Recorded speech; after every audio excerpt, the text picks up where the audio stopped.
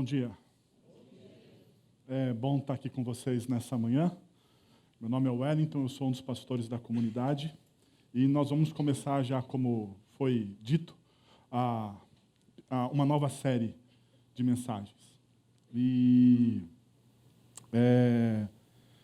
para isso eu gostaria de orar com vocês, agradecendo o que Deus está fazendo na nossa comunidade. Vocês podem me acompanhar nessa oração? Senhor, nós estamos na Tua presença, Pai, e sabemos que o Senhor é bom e a Sua misericórdia dura para sempre.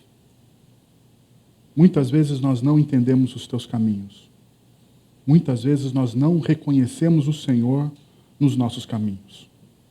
Mas nós te pedimos, Pai, que o Senhor venha até nós em graça, em amor e em misericórdia. Que o Senhor fale aos nossos corações. É verdade que muitas vezes nós não queremos ouvir, Pai. É uma verdade. Mas nós precisamos ouvir a Tua voz.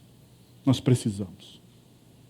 E por precisar, então, nós clamamos que o Teu Santo Espírito fale aos nossos corações nessa manhã. Nós pedimos ao Senhor, ó Deus, fale aos nossos corações nessa manhã. Em nome de Jesus, o Teu Filho amado, aquele que servimos, que nós oramos. Amém. Amém.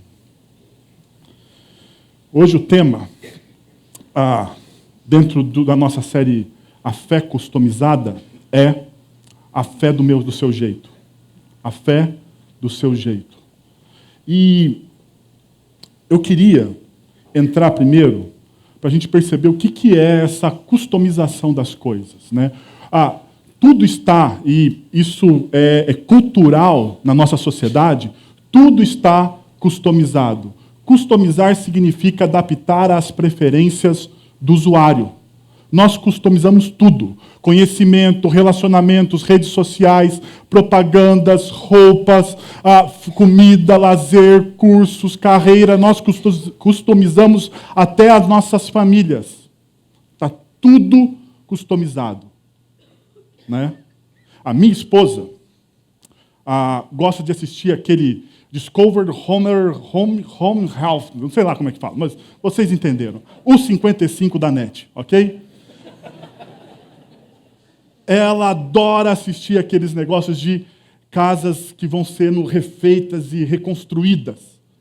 E uma das coisas que eu percebi, que os arquitetos, os designers de ambiente, designer de interior, designer de flor, eles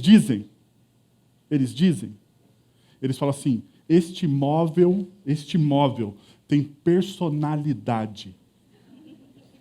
Eu sou um leigo, me desculpe os arquitetos, os designers, seja lá designer que você for, me desculpe. Mas quando ele fala, este móvel tem personalidade, eu olho e falo,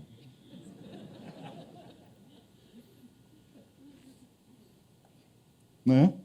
Tudo tem personalidade hoje, tudo reflete a personalidade de alguém e a gente busca isso. Né? Eu acabei de assistir um documentário no Netflix chamado Os Minimalistas. Se você não assistiu, eu gostaria que você assistisse. Vou tentar ser um minimalista, até mesmo no meu sermão, curtar ele, mas a ideia principal do minimalismo é que você precisa usar, ou ter, melhor dizendo, você precisa conter aquilo que realmente você precisa. E é interessante que ele fala assim, um dos minimalistas fala assim, não é que eu vou comprar qualquer coisa ou coisas que são baratas e coisas que não têm qualidade. Ele diz, não, eu posso ter coisas boas e de qualidade, mas eu vou ter aquilo que realmente eu preciso. Mas, infelizmente, na nossa sociedade de consumo, a gente olha para uma mesa e diz ela assim, ela tem personalidade. E isso extravasa não somente para as coisas que nós temos, compramos, adquirimos, mas ela extravasa também para a nossa espiritualidade. E falando em espiritualidade, deixa eu dar para vocês um panorama histórico, rapidamente, um panorama, lembra? Minimalismo, rapidamente, um panorama histórico da nossa espiritualidade, da espiritualidade do ser humano. A nossa espiritualidade, assim como nós a conhecemos hoje no nosso país, ela advém da Idade Média. Catolicismo romano, e até mesmo depois, né? Mas os pais da igreja, depois do catolicismo romano, essa nossa espiritualidade hoje, ele advém da Idade Média. A Idade Média ela é conhecida como a espiritualidade do medo. As pessoas tinham medo de Deus. Então elas precisavam do quê? Dos seus representantes, daqueles que conheciam o divino. Então eram os padres, os monges, essas pessoas, elas conheciam o divino. Mas todo mundo tinha medo. Medo de se aproximar de Deus, porque eles não tinham conhecimento. A grande maioria da população que vivia nessa época da nossa história era analfabeta, não conseguiria ler, não tinha conhecimento. Quem tinha conhecimento eram os catedráticos e muitos religiosos. As grandes bibliotecas da Idade Média estavam nos mosteiros, estavam nos templos religiosos. Esse é um prisma, a espiritualidade do medo. Depois da Idade Moderna, com o renascimento das coisas, a gente chega, depois na Idade Moderna, com o renascimento e a filosofia, a gente chega à espiritualidade moderna. E a espiritualidade moderna tem um prisma que é Deus está morto. Nietzsche. Não é? Nietzsche disse isso. Nietzsche colocou essa característica na sociedade moderna. Deus está morto. Deus morreu. Mas o que ele está dizendo? Ele está dizendo que a sociedade matou Deus no seguinte modo: nós não vamos viver mais de acordo com a moral da religião. Nós precisamos, Nietzsche dizia, nós precisamos nos libertar da moral da religião. Porque a moral da religião oprime. Ele estava vindo de onde? De uma espiritualidade oprimida. Então, a partir de agora, a moral da religião oprime. Nós precisamos nos libertar. Então, a teologia, que era uma ciência na Idade Média, que passava por todas as outras ciências, na Idade Moderna, o que acontece? A sociologia vira somente uma cátedra. Vira uma cátedra, né? Dentro da humanas. Junto com as ciências sociais, porque é na Idade Moderna que vem o advento das ciências sociais. Karl Marx e por aí vai. Até então nós não tínhamos isso. O homem lia tudo o que acontecia a partir de um único prisma, bom ou ruim. Não estou fazendo juízo de valores aqui com vocês agora. Bom ou ruim. Antes o homem via tudo a partir de um prisma da teologia. De Deus, o Deus como Criador de todas as coisas. A partir deste momento, Deus está o quê, então? Banido. Deus está morto. Só que falhou, porque nós chegamos, então, na pós-modernidade. Na pós-modernidade. E daí a pós-modernidade diz o seguinte: Deus está morto, assinado Nietzsche. Nietzsche está morto, assinado Deus. Simples. Porque a espiritualidade, na pós-modernidade, não morreu. Na verdade, nunca morreu. Há metamorfoses, mudanças. Mas ela nunca morreu. Então, esse sistema, mas só que existe esses sistemas. O sistema religioso pós-moderno de pensamento vem as realidades de forma plurais. Elas não veem as realidades mais como uma verdade única, como da Idade Média. Elas são plurais, e elas são subjetivas. E elas dependem não da visão de uma verdade, de um documento. Elas dependem da visão de quem? Do indivíduo. O indivíduo é a pessoa mais importante na pós-modernidade.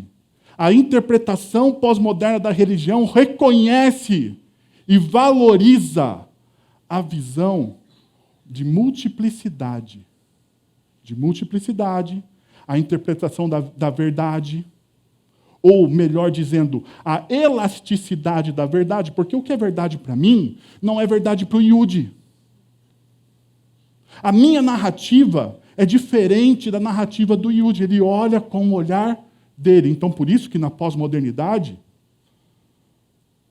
os designers olham para uma mesa e dizem, ela tem personalidade. Por isso. Por isso que eu, um leigo em designer, olho para uma mesa e diz, mesa.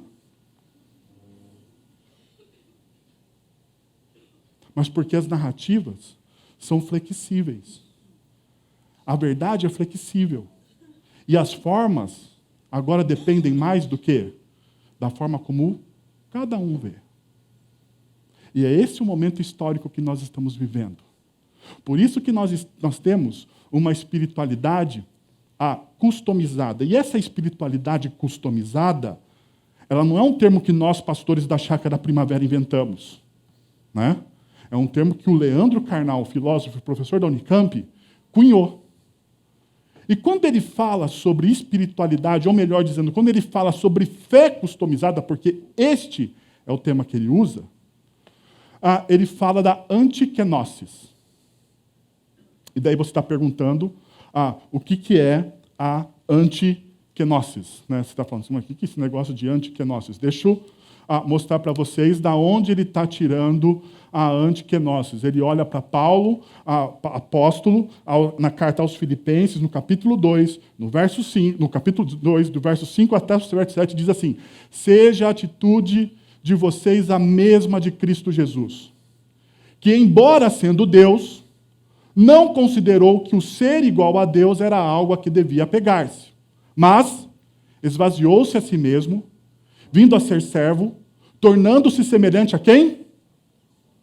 A quem? A nós, aos homens.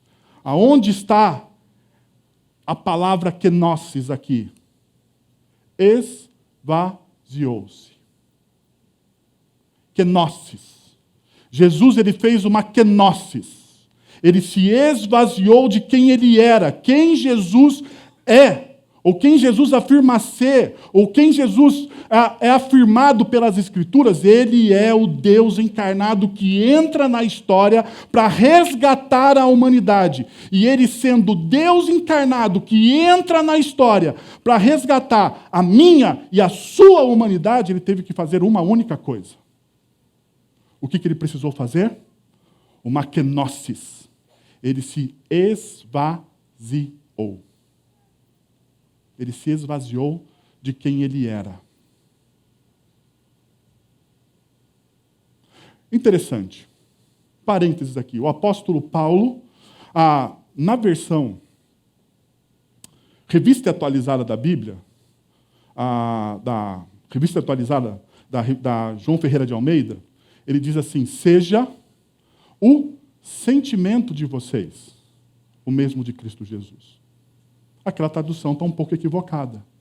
Porque a NVI, ela não fala de sentimentos. O grego não fala de sentimentos, melhor dizendo. O grego fala de uma atitude. Por isso que a NVI diz, seja a atitude de vocês a mesma de Cristo Jesus. Esvazie-se. Pergunta, para eu poder abrir minha água aqui, é fácil você se esvaziar de si mesmo? O que você acha? Seja a atitude de vocês, não como a cultura diz, mas seja a atitude de vocês, a atitude de Cristo Jesus. Esvazie-se. Faça uma kenosis. Mas não é isso que acontece. Como algumas pessoas disseram aqui, sentado à frente, não é fácil. E daí o Leandro Carnal ele diz o seguinte, olha só, como funciona essa antikenosis? Se eu quero prosperidade, Deus também quer. Se eu quero que o meu candidato vença, Deus está ao meu lado. Se eu quero que os meus inimigos pereçam, Deus abençoa. Deus sempre quer o que eu quero. Marca aí. Antikenosis.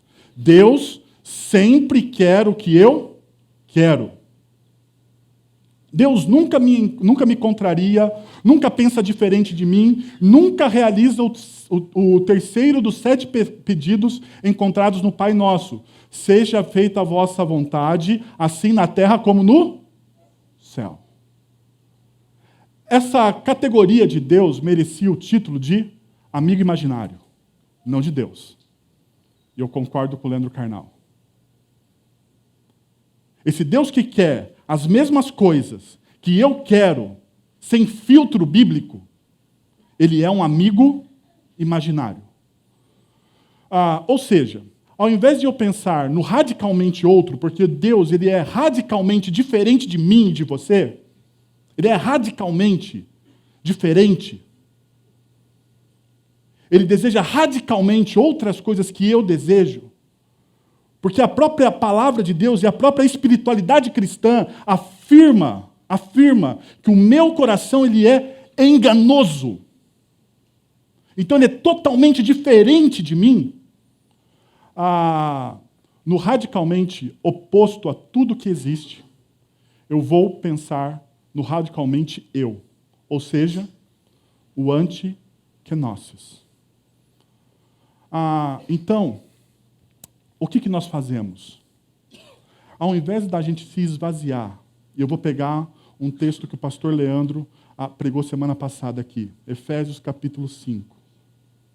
Não se embriaguem com vinho, mas antes, diz o apóstolo Paulo em Efésios capítulo 5, não se embriaguem com vinho, mas antes enchei-vos do quê?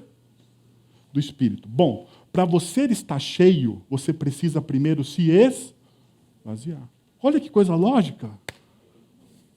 Perceberam? Você não pode, você não tem como, não existe a possibilidade de você falar assim, eu quero me encher de Deus, me encher do Espírito, sem antes eu me esvaziar. E é interessante que essa palavra deem lugar, né, ou enchei-vos, né, na verdade, a tradução melhor é abra espaço para. De Efésios capítulo 5. Você precisa, na sua vida, abrir espaço para. Abrir espaço para. Mas deixa eu voltar aqui a algumas características dessa espiritualidade pós-moderna. Primeiro, ela é subjetiva. Guarda isso. Porque vai perpassar todas as nossas mensagens, esses temas. A espiritualidade pós-moderna, ela é subjetiva. Ela não é baseada em verdade nenhuma, mas no eu. Eu acho, eu sinto. Eu acho, eu sinto. Eu acho, eu sinto. De onde você tirou isso? Não sei, mas eu acho. Eu sinto. Deus me disse, mas o que você está dizendo que Deus te disse tem a ver com a palavra de Deus? Não, eu acho, eu sinto. Ok.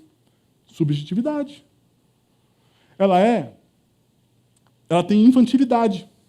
Deus é visto como um grande amigo. Deus ele é salvador. Ele é salvador. Ele ama todo mundo, ele abraça. Ele põe você no colo. Mas deixa eu falar uma coisa, não que ele não faça isso. Ele faz.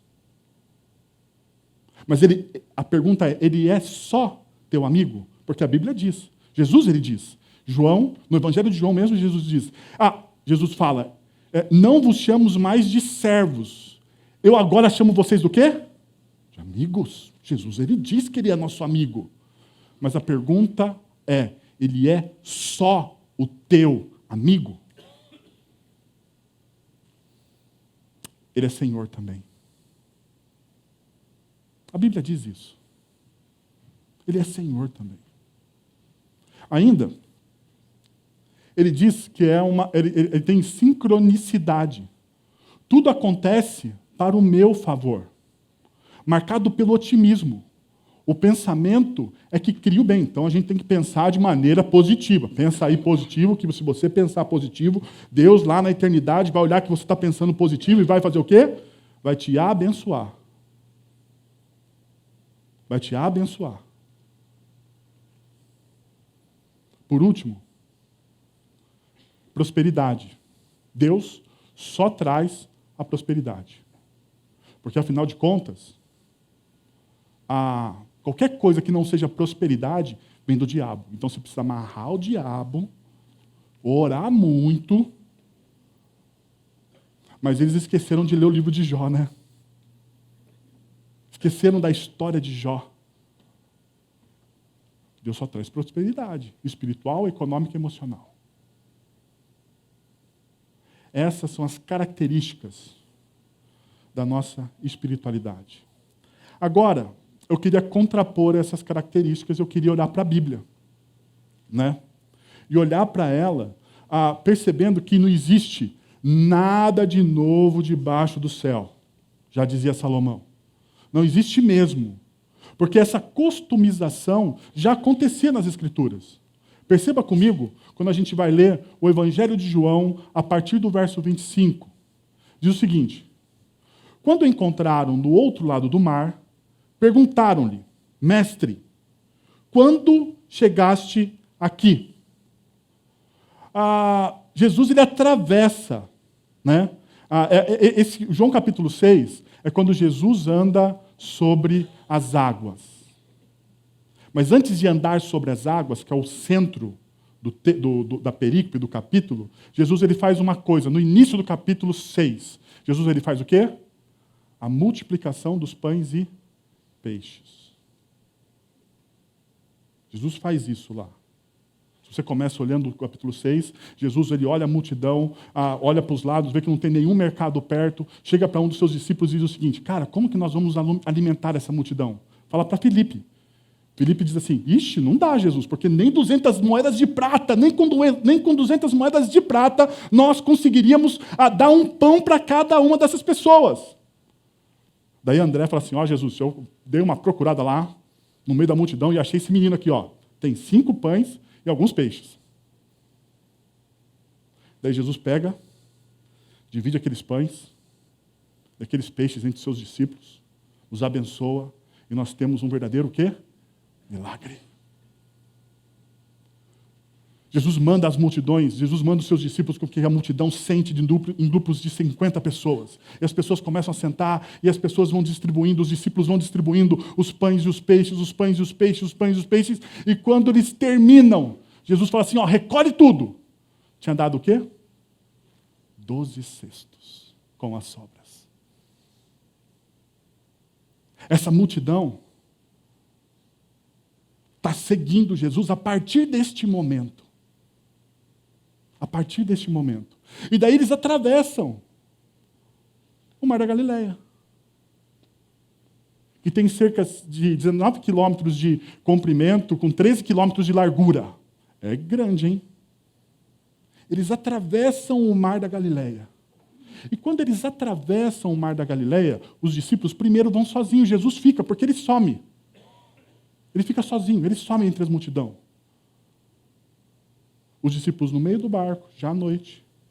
Começa um pouco, meio que uma tempestade. Eles olham para o lado, tem uma pessoa andando sobre as águas. Eles pensam que é um fantasma. Ficam com medo. E Jesus diz: sou eu. Não tenham o quê? Medo. Uma das frases mais ditas nas Escrituras. Esse é o contexto desse texto. Então as multidões estão atrás de Jesus. E a primeira coisa porque eles encontram Jesus em uma sinagoga em Cafarnaum. E a primeira coisa, quando a multidão encontra Jesus do outro lado do mar, fala o quê? Como é que você chegou até aqui? Você sumiu do nada? Você desapareceu? Como é que você chegou aqui? Presta atenção. Jesus respondeu. Jesus ele responde o que a multidão perguntou? Não. Olha o que Jesus responde. É verdade que vocês estão me procurando porque viram os sinais miraculosos, mas não porque não porque vocês viram, não porque viram os sinais miraculosos, mas porque comeram os pães e ficaram o quê? Por que a multidão procura Jesus?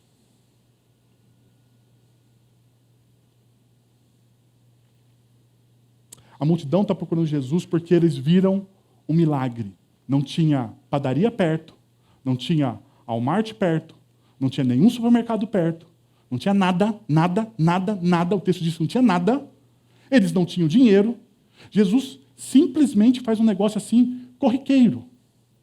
Um negócio pequeno. Multiplica pães e peixes.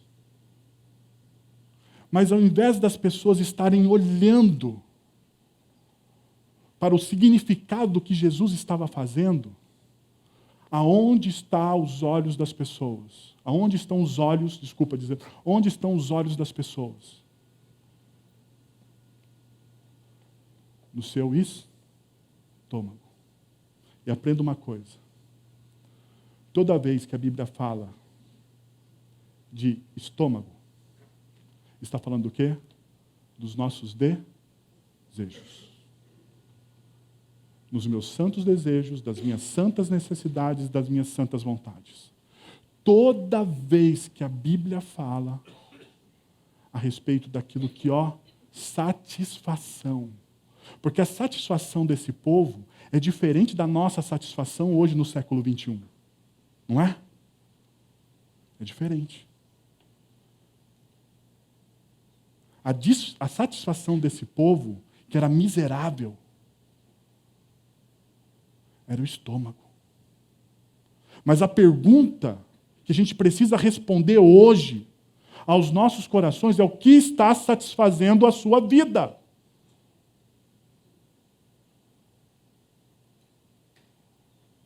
Porque aquilo que eu mais busco, por aquilo que eu mais busco, que eu mais almejo, é aquilo que eu adoro. Você pode buscar várias coisas: sexo, dinheiro, poder, amor dos filhos. Você pode buscar milhares de coisas. Mas se a sua vida está baseada nessa sua busca, isso é o que você adora. Então Jesus olha para eles e diz o seguinte: bom, vocês viram coisas maravilhosas. Mas deixa eu falar uma coisa para vocês. Vocês não estão aqui pelo que vocês viram. Vocês estão aqui porque vocês estão satisfeitos. E perceba, versos anteriores, verso 14, diz o seguinte: depois de ver o sinal miraculoso que Jesus tinha realizado, o povo começou a dizer: sem dúvida, este é o profeta que deveria vir ao mundo. Sabendo Jesus que pretendiam proclamá-lo rei à força, retirou-se novamente, sozinho, para o monte. Diante do que eles veem, eles fazem um plano. As pessoas veem Jesus realizar um milagre extraordinário, algo maravilhoso, e as pessoas têm um plano. Qual que é o plano dessas pessoas? Vamos proclamar Jesus o quê? Rei. E vamos proclamá-lo à força. Nós vamos começar uma revolução social contra Roma, contra o Estado vigente do nosso. Nós vamos ir às armas, nós vamos proclamar Jesus rei agora. E vai ser a força. A pergunta é: este é o plano de Jesus? Não é. Customização. Eles viram o milagre de Jesus, mas não entenderam um plano de Jesus. E quando nós olhamos os milagres de Deus e não entendemos o seu plano, nós estamos fazendo o quê? Customizando. Porque nós colocamos, então, a nossa visão, a nossa interpretação, aquilo que eu desejo, e o que os israelitas naquela época mais desejavam, a libertação do Império Romano. Era isso. Então eles customizam. Vou criar um rei à minha imagem. Olha, e eu vou criar um rei agora. Não é um simples rei, é um rei que multiplica comida, cara. Esse é o rei. Ninguém aqui em Jerusalém, Israel, trabalha mais, porque o nosso rei parte pão, faz uma oração e a partir de agora todo mundo come. Esse é o plano.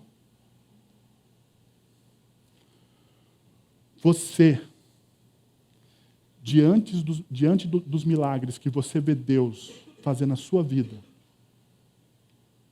você entende o que Deus está fazendo? Ou você está customizando? Ou você está customizando? E o texto continua. Não trabalhem pela comida que se estraga, mas pela comida que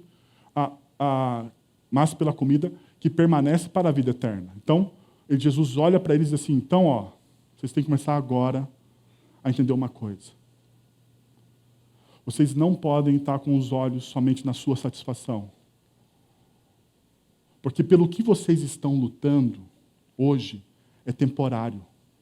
Pelo que vocês estão lutando hoje é efêmero. Vai se estragar. A luta de vocês hoje não é uma luta inglória. E é interessante como nós lutamos por coisas inglórias na nossa vida. Com coisas que não fazem sentido algum. Já percebeu? Eu não sei se é com você assim também, mas lá em casa é. Né? De vez em quando, eu tenho conversas acaloradas com a minha esposa. Eu não sei se você tem conversas acaloradas com as pessoas que você compartilha a sua casa. Talvez não, talvez você seja um nórdico, né? Por favor, não sei o quê. Mas eu não sou. E de vez em quando a gente tem. E a partir do momento que a gente tem algumas conversas acaloradas, existem consequências dessas conversas acaloradas. Não sei se na sua casa tem, mas na minha casa tem consequências. E geralmente as consequências, né, não são boas. Mas quando passa aquele momento de discussão, quando passa aquele momento de conversas acaloradas, quando tudo se esfria, quando você coloca de novo a sua cabeça no lugar e quando você percebe que por aquilo que você brigou, não fazia sentido algum você ter aquela discussão, você percebe o quê? Que tudo aquilo valeu para nada. Uma luta inglória. É assim com você também? Só que eu estou falando de uma discussão familiar. Mas tem trabalho. Tem bens materiais. Tem filhos. Aquilo que você está buscando se estraga. Daí Jesus continua dizendo, vocês devem buscar algo que permanece para a vida eterna, para o qual o Filho do Homem dará a vocês. Perceba, se você está buscando aquilo que se estraga, você está buscando sozinho. Mas a partir do momento que você busca algo que é para a eternidade, você está recebendo de alguém graça.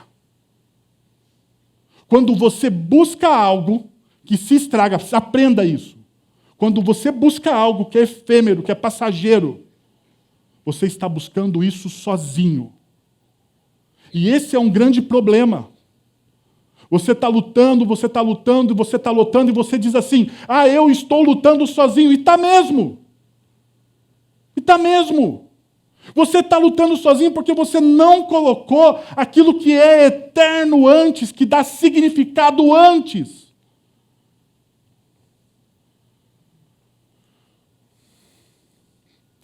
Porque aquilo que é eterno vem do Filho do Homem. E aquilo que vem do Filho do Homem, perceba o que o texto diz.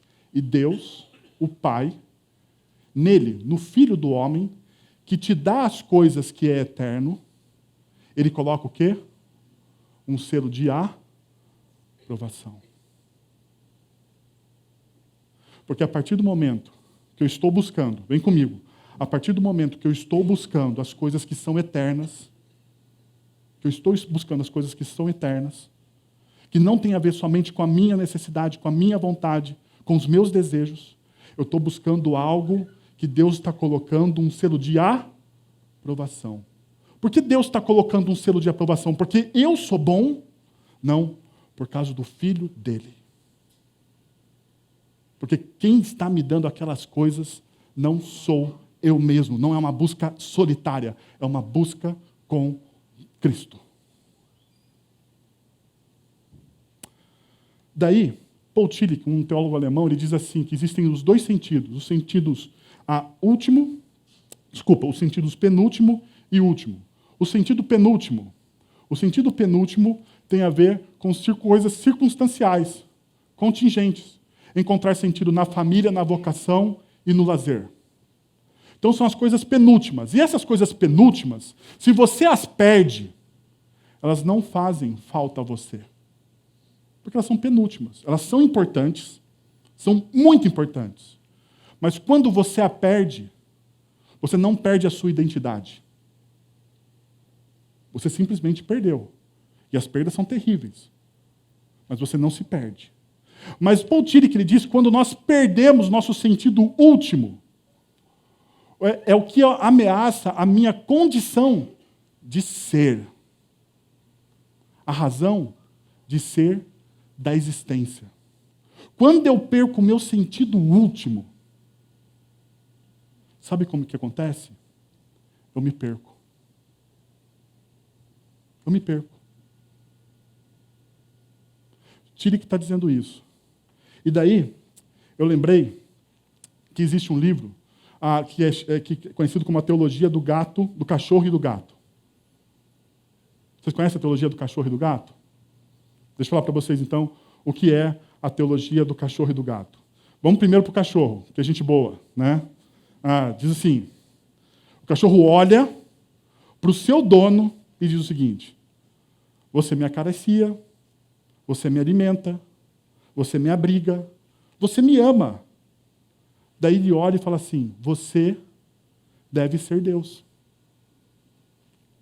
Olha que bonitinho. Não é? Daí, se você gosta de gato, me desculpe, mas não sou eu, é o livro que diz. A teologia do gato diz o seguinte: você me acaricia, você me alimenta, você me abriga, você me ama, eu devo ser Deus.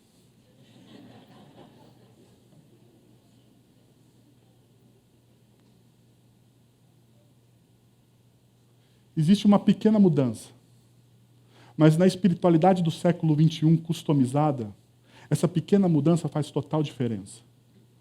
Porque essa pequena mudança faz com que você se perca. Daí C.S. Lewis ele diz o seguinte: põe as primeiras coisas em primeiro lugar e teremos as segundas a seguir.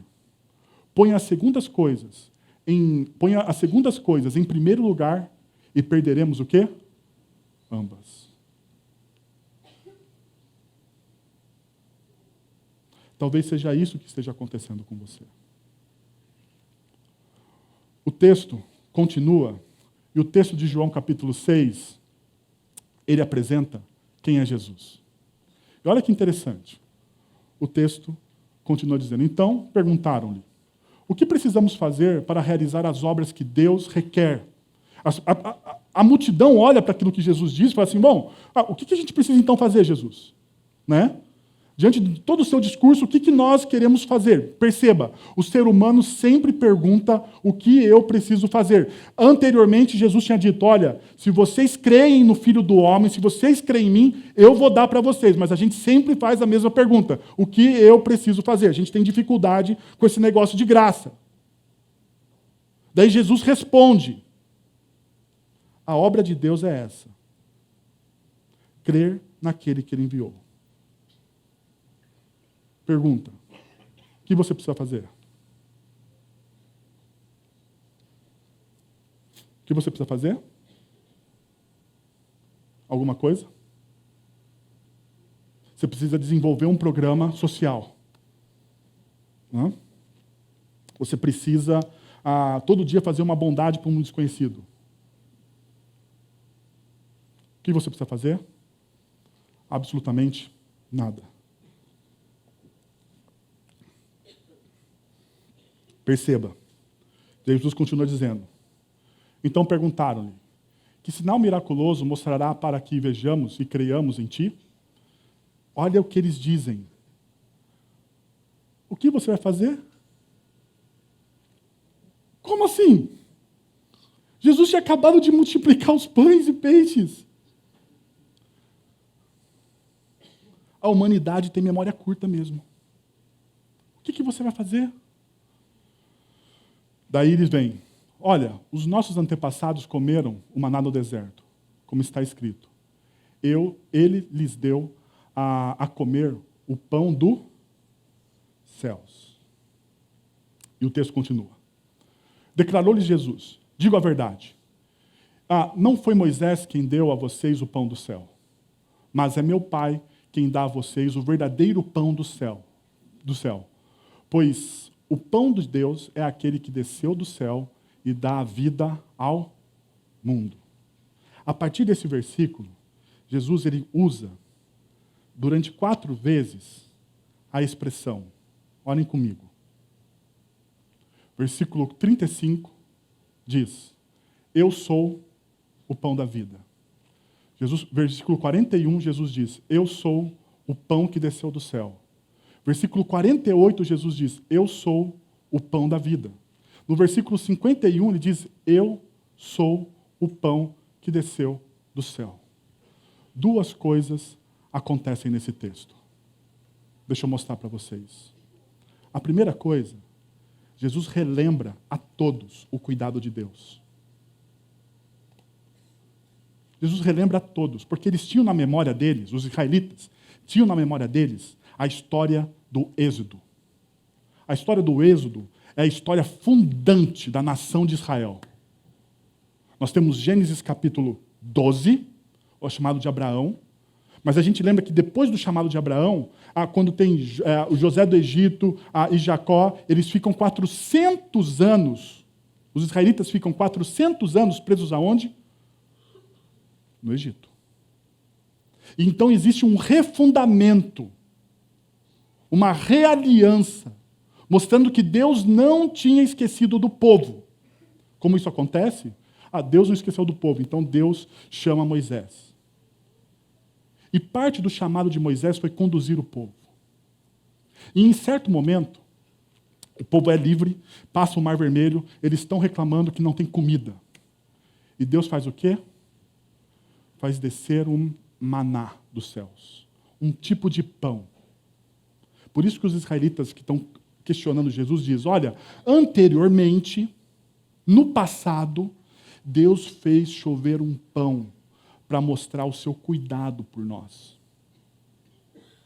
O que você vai fazer? Mostre o seu cuidado por nós. Daí Jesus, ele fala: eu sou o cuidado de Deus por vocês. Eu sou aquele que rompe na história para morrer por vocês pelos seus pecados. Eu sou aquele que traz a verdadeira comida, o verdadeiro alimento, aquele que dá sentido, aquele que dá ressignificado à vida. E é isso que Jesus está construindo. E daí Jesus ele usa uma declaração que somente Deus usa no Antigo Testamento. Eu sou. Fora de mim não existe nada. Somente em mim existe. Eu sou. Eu não preciso que ninguém me diga algo a respeito de mim para afirmar a minha identidade, porque eu sou. É o que Jesus está dizendo. Jesus mostra quem Ele é. Ele se coloca dentro da história para nos dar o ressignificado da nossa vida. E perceba, você se torna alguém ou você se torna um humano de fato quando você está firmado aonde? Naquele que é verdadeiramente humano. Jesus de Nazaré.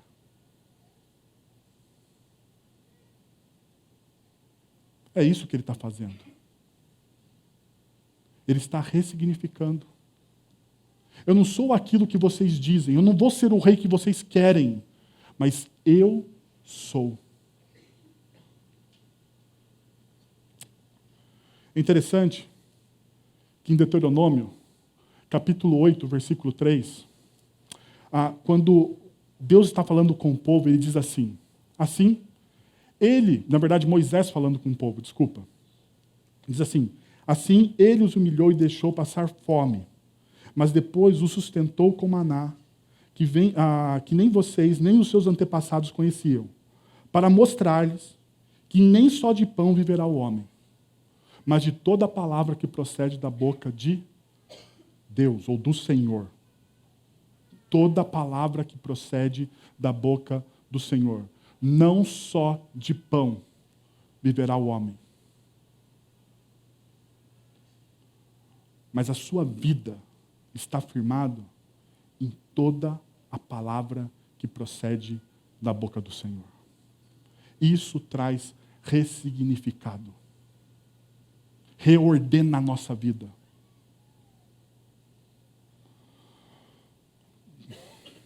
O último movimento do texto.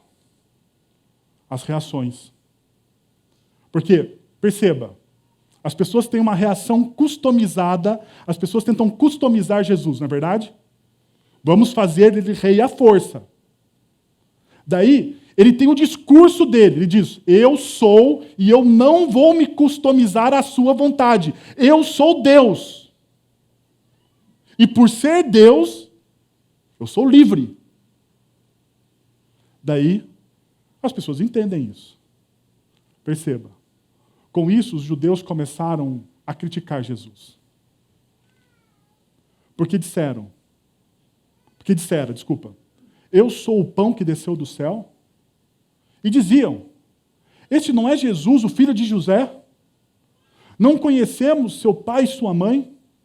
Como ele pode dizer, desci do céu?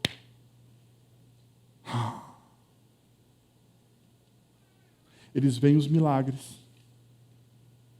Eles acompanham Jesus. Eles decidem fazer Jesus rei. Jesus quebra a expectativa do povo. O que o povo diz? Este não é o meu Deus. Este não é o meu rei. Porque, afinal de contas, o rei e o Deus que eu quero tem que sempre dizer sim para mim, para as minhas expectativas. Perceberam? Mas a pergunta é,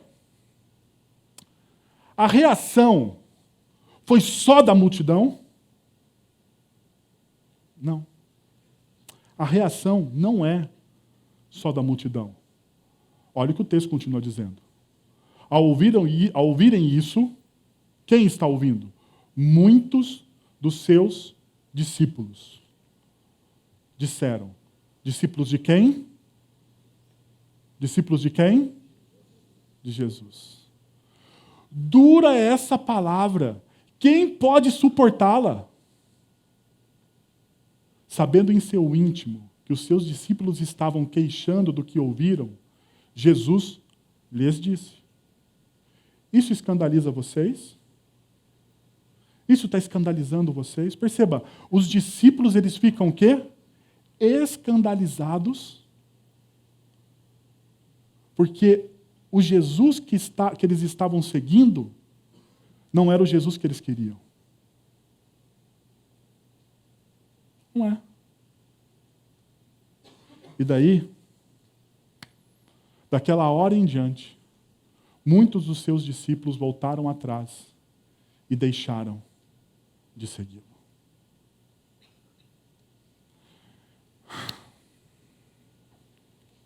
pastor Ricardo ele diz que quando a gente tem que conversar sério, a gente tem que sentar com as pessoas, né? Então, deixa eu sentar agora aqui.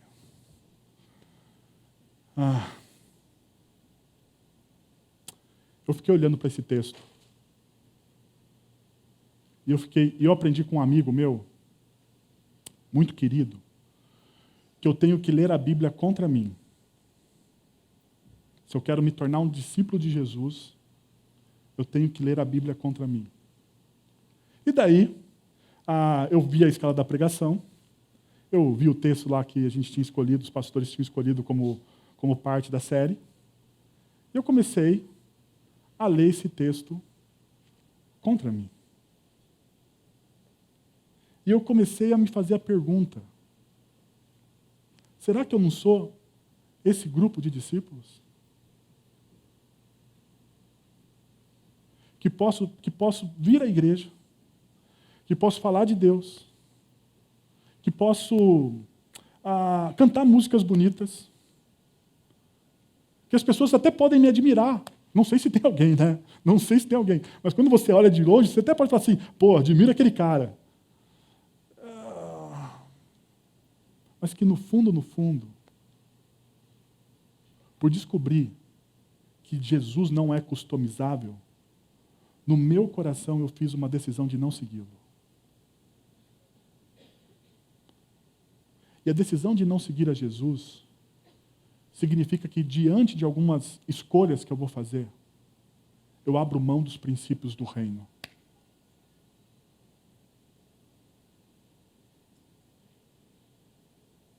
Fiquei me perguntando, será que diante de algumas escolhas, eu falo que eu sou discípulo, eu amo, mas assim, eu olho para a palavra e vejo algumas coisas e falo assim, cara, isso aqui é muito difícil de fazer. Amar o meu inimigo é muito difícil de me fazer. Sei lá, tem várias coisas. Se você lê a palavra de Deus, de vez em quando você vai achar algo que é difícil de fazer. E daí no seu íntimo você fala assim, não vou fazer.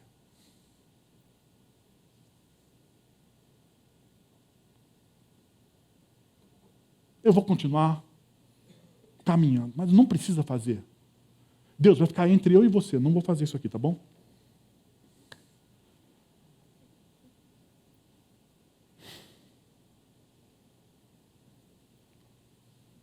Talvez a gente esteja nessa categoria de discípulos.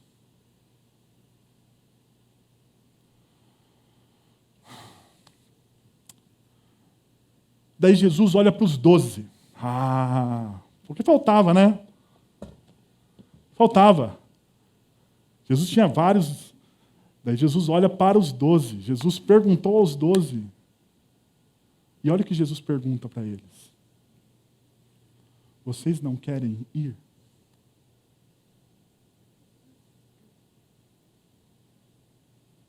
Vocês não querem ir?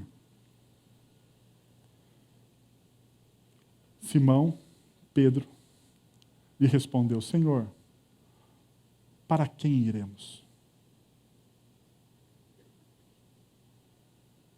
Senhor, somente o Senhor traz significado para a minha vida. Somente na experiência que eu tenho em Cristo Jesus, eu me torno de fato quem eu deveria ser.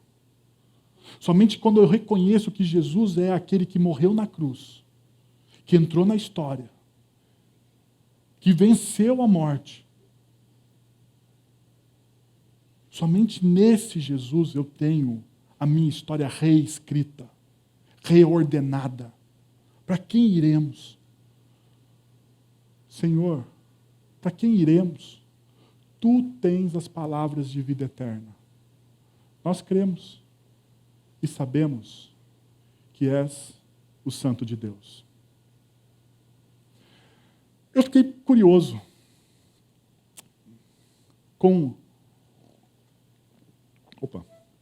Eu fiquei curioso com a expressão que Pedro usou aqui. Tu és o Santo de Deus. Eu peguei ainda bem que hoje tem esses softwares bíblicos, né? O meu software lá de estudo, peguei a expressão, coloquei lá e pus busca. Daí eu achei somente no Novo Testamento 2 momentos que é usado a mesma expressão, igualzinha. Inclusive no grego, igualzinha. E sabe quem fala, tu és o santo de Deus? Nas outras expressões? Uma em Marcos, capítulo 1, versículo 24, e a outra em Lucas, capítulo 4, versículo 34. O diabo. Em 2 momentos de confronto com Satanás, Satanás diz assim, tu és o santo de Deus. E daí o outro momento é Pedro dizendo. Daí eu lembrei de Tiago. Porque Tiago diz que até os demônios, diante de Deus, eles tremem.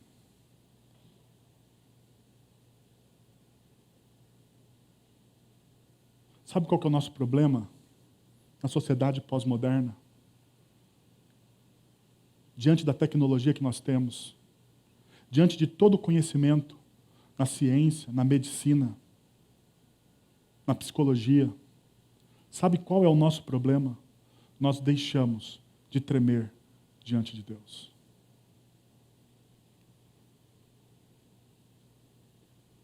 Nós deixamos de nos assombrar quando Deus faz algo.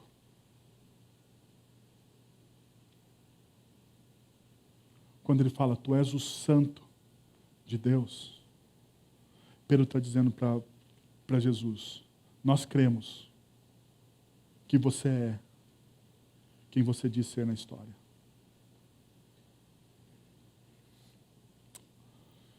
Eu queria então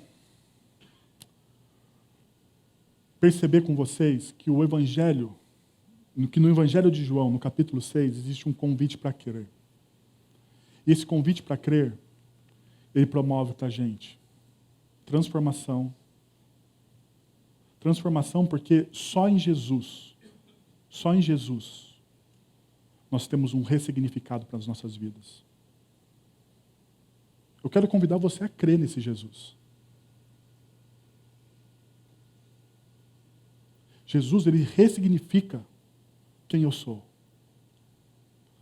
No Evangelho, nesse capítulo de João, nós podemos perceber que diante das circunstâncias mais difíceis, mais terríveis, se eu tenho Cristo Jesus comigo, ele promove descanso. Você está cansado? Sabe por que você está cansado? Porque você está lutando sozinho. Por último, eu quero convidar você a crer. Porque diante da fé não customizada em Cristo Jesus, você ganha confiança. Sabe por que você ganha confiança? Porque você ouve Jesus dizer, sou eu, não tenha medo.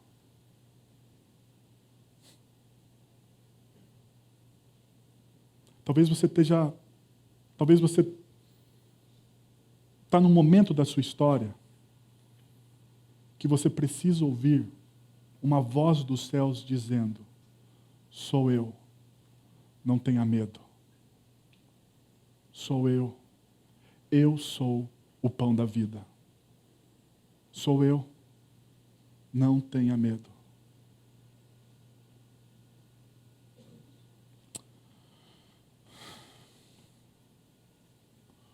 Qual tem sido, então, a sua busca? Qual tem sido a sua busca? Você já parou para pensar nisso? Nessa busca, você reconhece que customizou a pessoa de Jesus? Qual tem sido a sua busca? Você reconhece? Você vive a partir dos seus desejos, vontades e necessidades? Ou você entende que Jesus é tudo o que você precisa?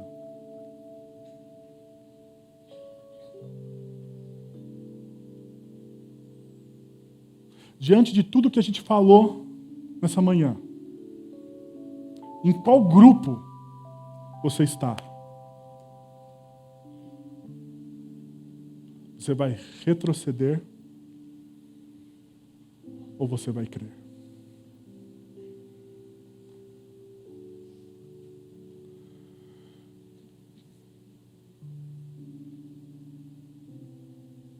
Queria convidar você à oração, então.